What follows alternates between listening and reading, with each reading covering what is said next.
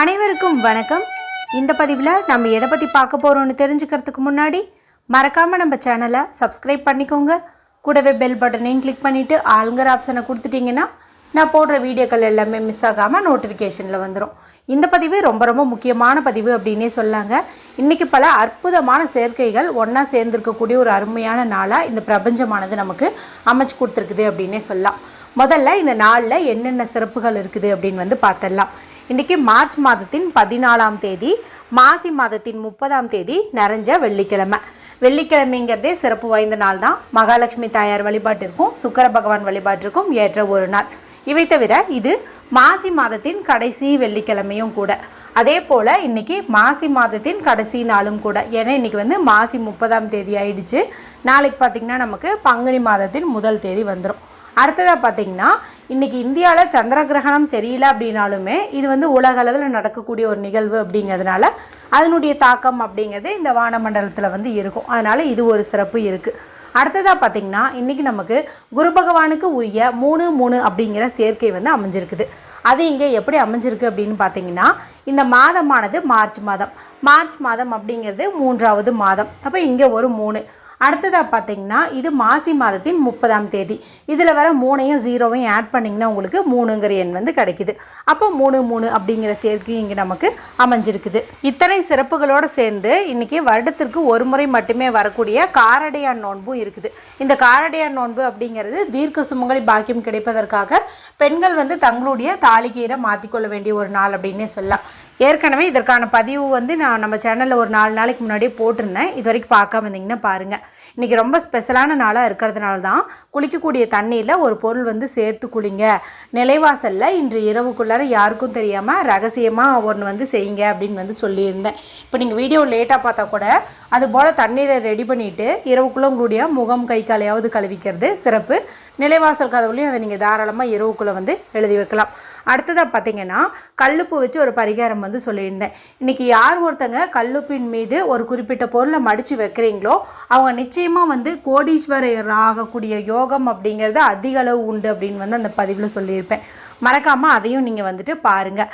அடுத்ததாக பார்த்திங்கன்னா வீட்டில் சர்க்கரை இருக்குது இல்லையா, அந்த சர்க்கரை டப்பாக்கு பக்கத்தில் ஒரு குறிப்பிட்ட பொருளை வச்சிங்கனாலே போதும், வற்றாத பணவரவு ஏற்படும் என்பது குறித்து சொல்லியிருந்தேன். இப்போ நான் மேலே சொன்ன அந்த வீடியோக்களில் நீங்கள் பார்க்காம இருந்தீங்க அப்படிங்கும்போது இந்த வீடியோ முடியும் போது வரக்கூடிய எண்டு ஸ்க்ரீனில் அதனுடைய லிங்க்கை நான் கொடுக்குறேன். மறக்காமல் செக் பண்ணி பாருங்கள். சரி, இப்போது இந்த பதிவுக்கான விளக்கத்துக்குள்ளே போகலாம். இது எதற்கானது அப்படின்னு பார்த்திங்கன்னா, இன்றைக்கி மாசி மாதத்தின் கடைசி நாளாச்சா. ஒரு மாதத்தின் முதல் நாள் அப்படிங்கிறது எவ்வளவு முக்கியமோ அதே போல் அந்த மாதத்தின் கடைசி நாள் அப்படிங்கிறதும் ரொம்ப ரொம்ப முக்கியம்னு சொல்லப்படுது. அதுவும் வெள்ளிக்கிழமை நாளாக வந்திருக்கிறது ரொம்ப ரொம்ப விசேஷம்னு சொல்லலாம். இப்போ இந்த மாசி மாதம் முழுவதும் எல்லாத்துக்குமே பிடிச்ச மாதிரி தான் அந்த நாட்கள் இருந்ததா, எல்லா நிகழ்வுகளும் இருந்ததா அப்படின்னு கேட்டிங்கன்னா ஒரு சிலருக்கு நல்லா இருந்திருக்கும். ஒரு சிலருக்கு பார்த்திங்கன்னா தீராத ஏதாவது உடல் நோய்கள் வந்திருக்கலாம், மனக்கசப்புகள் ஏற்பட்டிருக்கலாம், ஏதாவது வருத்தப்படுற மாதிரி சூழ்நிலை வந்திருக்கலாம், திருடு போயிருக்கலாம், பணம் ஏமாந்துருக்கலாம். இது போல் கசப்பான அனுபவங்களும் ஏற்பட்டிருக்கும். போதுண்டா சாமி, இனிமேல் இந்த மாதிரி பிரச்சனை நடக்கவே கூடாது அப்படிங்கிற மாதிரியெல்லாம் இருக்கும்.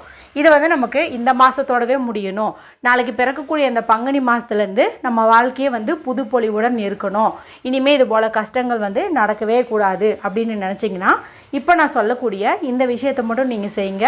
நிச்சயமாக உங்கள் வாழ்க்கையில் நீங்கள் இப்போ வரைக்கும் பட்டுட்டு இருந்த அந்த கஷ்டம் எல்லாம் இனிமேல் உங்களுக்கு எப்போதுமே வராது அப்படின்னே சொல்லலாம். அதுவும் இந்த பங்குனி மாதம் அப்படிங்கிறது பலன் அதிகமாக தரக்கூடிய ஒரு மாதம்னு சொல்லலாம், பஞ்சம் போகக்கூடிய ஒரு மாதம் அப்படின்னு சொல்லலாம். அதனால் இந்த மாதம் உங்களுக்கு ரொம்ப ரொம்ப இனிமையானதாகவே இருக்கும். சரி, இப்போ இந்த மெத்தடை யாரெல்லாம் செய்யலாம் அப்படின்னு கேட்டிங்கன்னா, நான் மேலே சொன்ன கசப்பான அனுபவங்கள் ஏற்பட்ட ஆண்கள் பெண்கள் யார் வேண்டுமானாலும் இதை செய்யலாம். எந்த நேரத்தில் செய்யணும் அப்படின்னு கேட்டிங்கன்னா, இரவு தூங்கிறதுக்கு முன்னாடி, அதாவது 12 மணிக்குள்ளே எப்போ செஞ்சிங்கனாலும் அற்புதமான பலன்கள் கிடைக்கும். இதுக்கு ஏதாவது ரூல்ஸ் இருக்கான்னு கேட்டிங்கன்னா எந்த ஒரு ரூல்ஸுமே கிடையாது. அதனால் எல்லா சூழ்நிலையில் இருக்கிற பெண்களும் இந்த மெத்தடை செய்யலாம். சரி, இதை எப்படி செய்யணும் அப்படிங்கிறது பார்த்துடலாம். இதுக்கு நமக்கு தேவையான பொருள் என்ன அப்படின்னு பார்த்தீங்கன்னா, ஒரு கண்ணாடி டம்ளர் அல்லது சில்வர் டம்ளர் ஏதாவது ஒன்று நீங்கள் எடுத்துக்கோங்க. இல்லைன்னா சொம்பு கூட நீங்கள் எடுத்துக்கலாம், எந்த தவறும் கிடையாது. இதில் சுத்தமான தண்ணீர் பிடிச்சு வச்சுக்கோங்க. குடிக்கிற தண்ணீராக இருக்கணுன்ட்டு அவசியம் கிடையாது.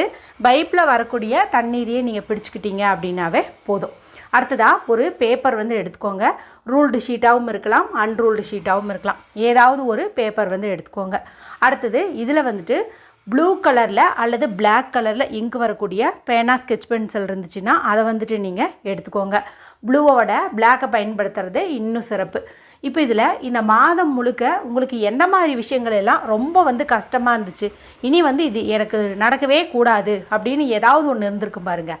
1 10 எதுவாக இருந்தாலும் சரி, அதை வந்துட்டு நீங்கள் பாயிண்ட்டாக எழுதினாலும் சரி, பேராகிராஃபாக எழுதினாலும் சரி, இங்கிலீஷில் எழுதினீங்கனாலும் சரி, தமிழ் எழுதினீங்கனாலும் சரி, டைரி எழுதுகிற பழக்கம் இருந்துச்சுன்னா எப்படி வந்து தெளிவாக எழுதுவீங்களோ அதே போல் எனக்கு வந்து இந்த கஷ்டமெல்லாம் இருந்ததுன்னு மனசு விட்டு உங்களுடைய சிநேகிதிக்கிட்ட, உங்கள் அம்மா கிட்ட, உங்களுடைய சகோதரிக்கிட்ட எல்லாம் சொல்லுவீங்க இல்லையா, அந்த மாதிரி வந்துட்டு நீங்கள் அப்படியே வந்துட்டு அதில் கொட்டி தீர்த்துருங்க. எல்லாத்தையும் வந்துட்டு நீங்கள் சொல்லிவிடுங்க.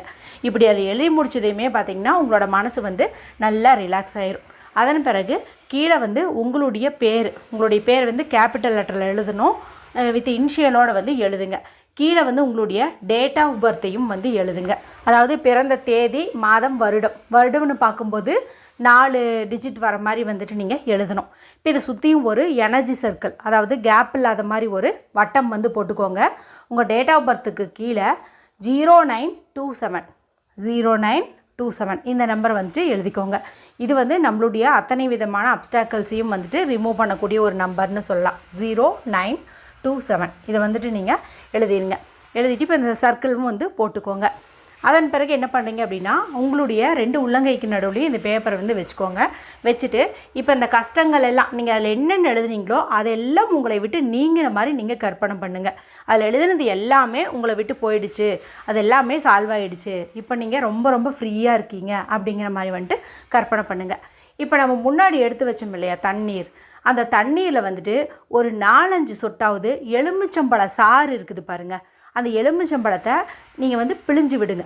முழுசாக கூட பண்ணணுன்ட்டு இல்லை, ஒரு எலுமிச்சம்பழத்தை எடுத்து 2ஆக வெட்டி அந்த மூடியில் பாதி மூடி நீங்கள் பிழிஞ்சு விட்டிங்கனாலும் சரி, இல்லை கால்வாசி பிழிஞ்சு விட்டிங்கனாலும் சரி, மொத்தத்தில் அந்த எலுமிச்சம்பழத்தை வந்துட்டு அதில் நீங்கள் பிழிஞ்சு விட்டணும்.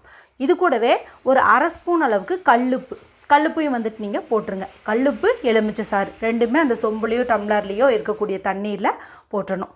அதன் பிறகு இந்த பேப்பர் இருக்குது பாருங்கள், இதை வந்துட்டு நீங்கள் மடித்து அந்த தண்ணிக்குள்ளே வந்து போட்டுருங்க. போட்டுட்டு உங்களுடைய பெட்ரூமில் வச்சுருங்க. எங்கேயும் வந்து கை கால் பட்டு தண்ணியெலாம் சிந்தாத மாதிரி சேஃபான ஒரு இடத்துல, அதாவது கட்டல் கடியில் இடம் இருந்துச்சு அப்படின்னா அங்கே வச்சுருங்க. இல்லை ஏதாவது ஒரு கார்னரில், ஏதாவது ஒரு மூளை பகுதியில் வச்சுருங்க. நீங்கள் படுக்கக்கூடிய அறையில் தான் வைக்கணும். பெட்ரூமாக இருந்தாலும் சரி, ஹாலாக இருந்தாலும் சரி, எங்கே படுப்பீங்களோ அங்கே படுக்கக்கூடிய ரூமில் வந்துட்டு இதை நீங்கள் வச்சுருங்க. மூடி போட்டு வைக்கலாம், அப்படி திறந்த மாதிரியும் வந்து வச்சிடலாம்.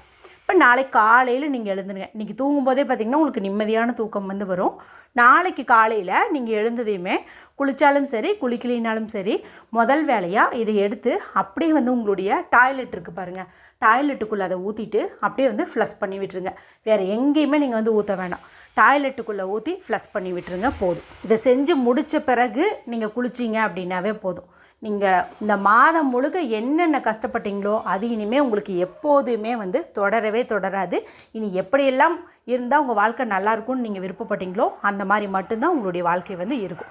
ரொம்ப சிம்பிளான இந்த பரிகாரத்தை நம்பிக்கையோடு இன்று இரவு 12 மணிக்குள்ளே செஞ்சு பாருங்கள். நடக்கக்கூடிய அற்புதத்தை நீங்களே என் கூட கமெண்ட்டில் ஷேர் பண்ணுவீங்க.